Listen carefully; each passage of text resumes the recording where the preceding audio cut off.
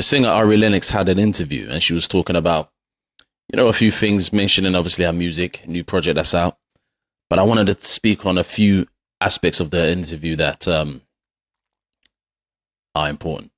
Now, she mentioned obviously having her viewpoint about how she looked at men back in the day, or how she looked at men, in her time of dealing with them. And obviously she mentioned a few things about her perception and how she was thinking at that time. And obviously she's seen a few issues that have taken place with having her mentality a certain way. So I'll play the interview and then obviously you're going to have my opinion. But before, like the video, because this one is a good one in terms of I'm dissecting some stuff here. And just obviously making it clear about certain perceptions and mentalities between the men and women. And just how we think and obviously how that can affect you going forward or in anything that you're doing. Have you met your match yet?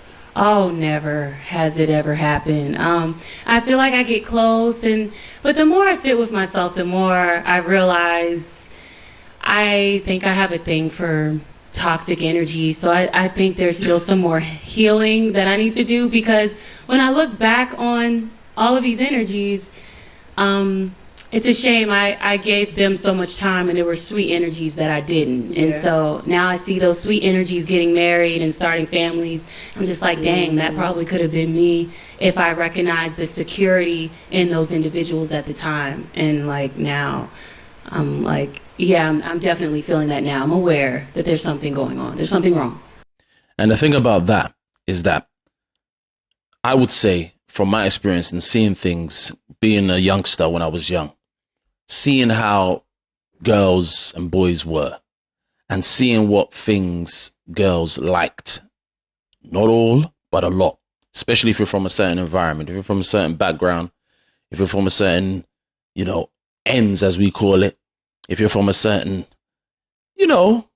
disposition, working class environment, middle class, like how you may say in America, right?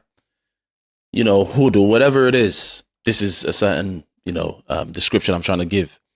You will see many times, school days, you will see in general, girls liking boys who are a little bit, what's the word?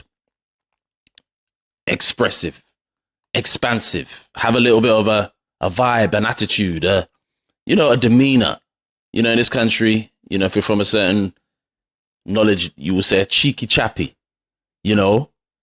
If your understanding of these kinds of people, young boys who, you may even say he's a bit of a disruptor in the class at times, or he could be one of those that's laid back.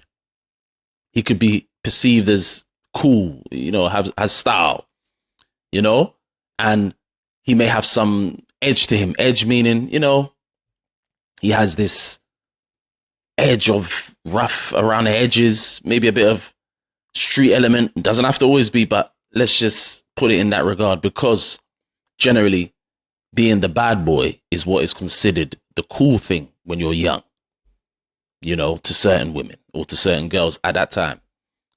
And that type of mentality and that like for that starts young and it carries its way all the way to adulthood a lot of the time. Until they get tired of it, like Ari, see the error of their ways and say, you know what? I want something different, because I'm seeing the benefit the good guys give to other women. But it's not like they didn't know that those types of guys were a problem. They knew. It's just that the like for those exceeded the logical thinking that should have taken place. So the emotions, how it makes them feel, the dopamine and all that stuff that we have as humans, that was something that makes them make decisions for certain types of guys. So it's not like you don't know. It's not like you don't know that this person could be an issue, but I'm still going to go. That's what it is. I'm still going to accept the advances of these types. When you look at it and you see when sometimes women complain about the issues they face with men as they get older, a lot of this starts from young. The things we like around what we've grown up, the things we see on TV, doesn't mean you have to experience it yourself and not check into it and assess it and see if this is actually making sense. Am I actually feeling right in this situation? You still like it because it's supposed to give you a thrill.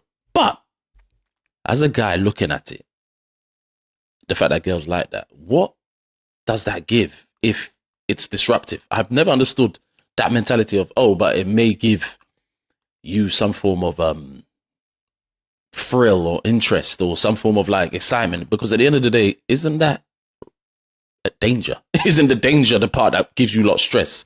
It doesn't seem so. I thought, in my perception, I think, but doesn't stress of a person that is toxic potentially, because it's not always good stuff that takes place, it's challenging moments that you have, and that's the problem, you know. So I thought sometimes girls would be thinking, oh, that gives me a little bit of stress, so I would not want to be in that. But I think with women, it's a different ball game a lot of the time. It's the emotion and the vibe that they like from those things, even when they're in potential stressful environments with toxic men. So toxic men is a result a lot of the time of women accepting them because it's something that is liked, and it's very clear from what Ari Lennox said. And I like this part of the interview because she kept it 100% real. She took ownership, and this shows you that the complaint sometimes from women is nullified because of the fact that she made it clear. She was clear of what she was doing, and I think a lot of women are.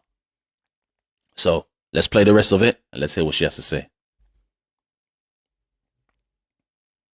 What do you think it is that attracts you to like toxic energy? I think they just seem really exciting at first. The chemistry is incredible.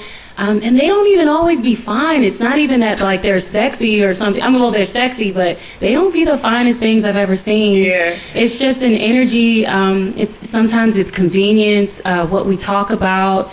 A lot of the sweeter energies that I felt like weren't for me. I could see myself falling asleep a little bit on the phone. Mm-hmm. So I don't know if that's like, if boring is good or not. Like, I'm trying to figure out what that means. Like, it's the thrill. Yeah. It's the thrill of it. Yeah. Boring is good. It shouldn't even be considered boring. The term boring suggests you're not able to be stimulated in ways where it is just a normal interaction you're having with someone. It suggests it needs to have some form of negativity.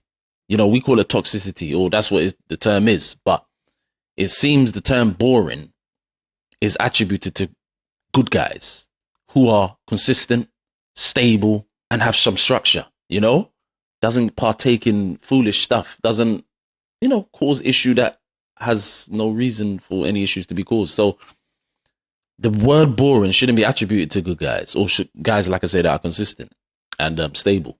But again, we've got this fanciful view in the world for many decades about what men should do extra apart from what naturally we are in a state to do. There's extras that have all been added from movies, programs, you know, things that have been sold, you know, to us in media over the years. And women have fallen for that. When we don't show that, it's what's wrong with this person? Why is this person not like this? Why is this? Because we weren't really generally set up like that. We're set up to do good things. People are set up to do good things. Humans are. But when it comes to doing things that are in relation to what is not boring, that is suggestive of instability. Because now a game has to be played in a way. A game has to be played. The way you come across, the things you say and don't say, how you say it.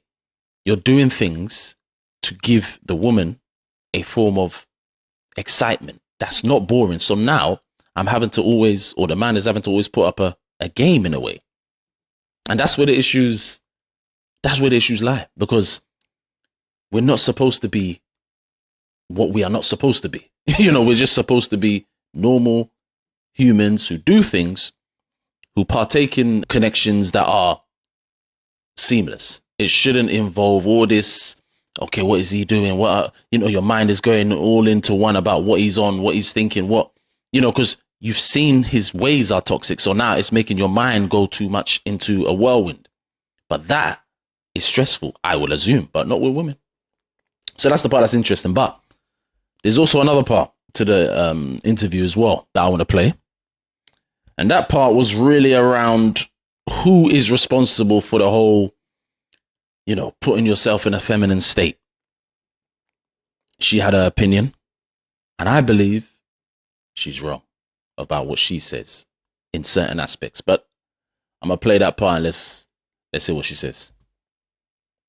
Whose job is it to trigger or activate the soft girl era? Do you think it's our responsibility or the man's? I think the right energy will bring that softness out of you. I feel like certain energies will bring that spiciness out of you, or the energy of I have to do everything. I have to be the responsible one. I have to make sure certain things are taken care of because we're not getting the feeling that you're going to take care of that. I really feel like that's just how it is. Like there are certain secure individuals that will make the bossiest, spiciest woman chill. You know what I'm saying? So I really believe that. But that last part when she said, I really believe that, but I don't think she was completely convinced. I don't think she was completely convinced. A man, in my humble opinion, has to come to a woman in a whole state. In a state that shows he can lead his own life, first and foremost, so he can also potentially lead a potential family with you assisting. He should come with that. Woman shouldn't have to dig that out of him, really and truly. Some relationships, it takes place like that, but a woman shouldn't have to. He should have a vision coming into it. He should have a state, a disposition already. A woman today has said, the man has to take something out of them and bring out their femininity and bring this but the man has to come in a certain state, no? The woman has to come in a certain state as well. The bossiest woman, she said at the end, can be tamed by a guy who is masculine. Why should he have to get her to be tamed to an extent? Why? It should be a certain disposition she already has. Why? Because she's healed and she's done the work coming in. So her femininity just naturally comes out and knows the type of guy she can assimilate with. And that is the thing. Women have to be in that state already. But it's hard to when you like toxic guys. So now you've put yourself in a state or in a position with men who are toxic knowingly. So you know the pitfalls that come with it. You then state a man can take us or bring us to a feminine state because the most masculine man basically has the ability to do it. So he has to now get you hopefully to be in a feminine state based on his disposition as opposed to you just being in that state. That is dangerous because that's a chance that you've not fully got over your trauma because now he's having to keep doing that. Okay, say if there's moments when he doesn't maintain that position, are you still going to be in a feminine state to make it clear to him the things he needs to keep doing? Are you going to be in that feminine state to see maybe where he's lacking in moments to give him what he needs to maybe get back on track in just anything he's doing in his life that maybe he could be slacking on, for example? That won't be possible if you're in this kind of state of he has to do it for you. Okay, say if he's not, because no man is perfect. How do you communicate that with him in a non-masculine state? Because it seems the masculine state or the feminine state can turn on and on and off itself. But if the man is not doing certain things, firstly, the question will be, how do you make it clear to him in a feminine way? And also, secondly, you should be vetting the type of guy and know what the vetting process looks like before you get into a relationship that is committed and long term, because you should see a certain pattern on his ideologies and his vision and then his actions. When I speak from this perspective, I've come from a 2-parent household marriage, so I've seen things that I can actually look at and also improve on. I've heard, I know what it involves. So when I see these things and I see the way the world is, and it's been like this for decades, the online conversation is just an online conversation. This is something that's been playing out itself in real life, right? It's just that there's been a conversation online and it's been popular, so we jump on it and speak on it. But this is only a situation from women who deal with situations that they know what the deal is. A woman generally, I will assume and hope would think that, oh, now I need to be in a certain state because I'm clear on who I am. This man has to take you out of this masculine state or potentially put you in a feminine state is not, to me, clear on who you are as a woman, in my opinion. A man has to be clear. He leads, he does this, he leads his life well, he does this, he does that, he's organized, he's disciplined in different areas. He shouldn't come into her environment thinking, oh, this woman is going to have to bring things out of me so I can now display my masculinity. It should never be that way. He should have what he has from the get-go. The key thing is women being honest with themselves, and this is why I liked this, because it now takes it away from always pointing outwards. You have to look at yourself and say, oh, why am I maybe not in the relationship I wanted? Why am I maybe not getting what I want? It's only because you've chosen certain environments to be in. You know, you've liked the edge, you've liked the aura, the swag, the tone, the talk, how it makes you feel the way he speaks. But you know there's toxicity there. You know, the prim and proper guy sometimes is considered boring, but yet the prim and proper guy is stable. And that has always been the thing to be in life. But you want the guy that talks about all this other stuff and talks about things in a certain way, the way he delivers it. I know what you girls want. I'm not silly, you know.